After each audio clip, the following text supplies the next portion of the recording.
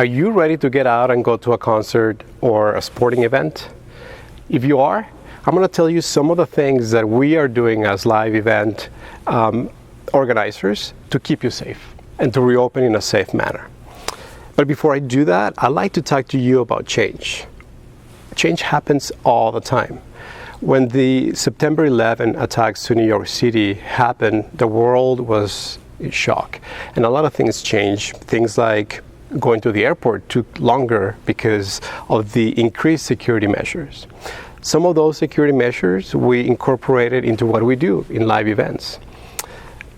All of a sudden, you saw metal detectors, pat-downs, and more robust security protocols when you went to a live event venue.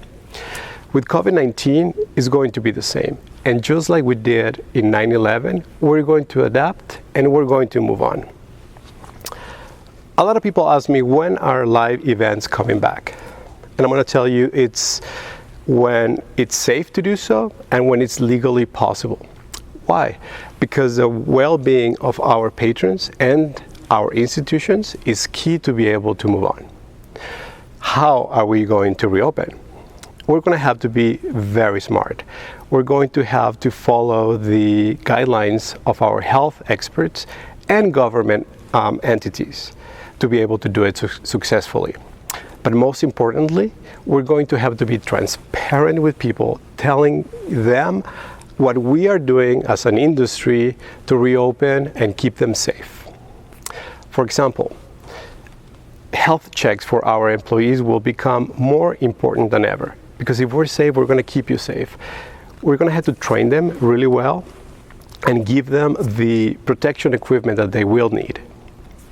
Also, our buildings have always been cleaned, but now more than ever, we're going to have to sanitize all those areas that are more commonly touched, like doors and railings. Things like that we're already preparing to do. Now, events. Events will look and feel different. Maybe the timeline of event will not be the same. Things like intermissions may go away for a little bit to prevent the density of people in the hallway at any given time. The way the events feel and look will change.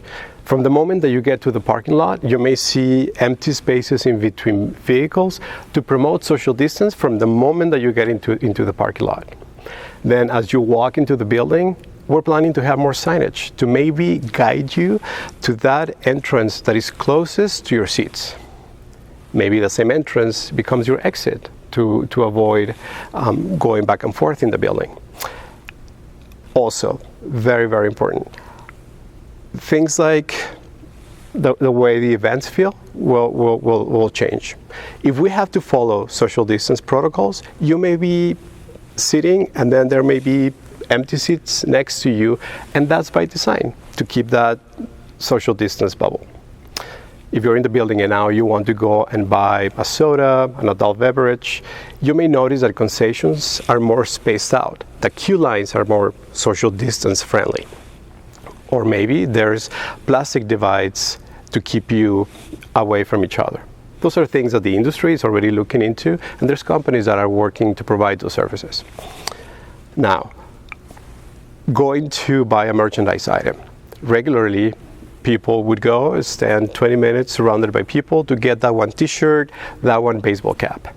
Now we're thinking maybe to sell it online the moment that you buy your ticket to avoid that density and that waiting time surrounded by people. We're going to have an open mind for change.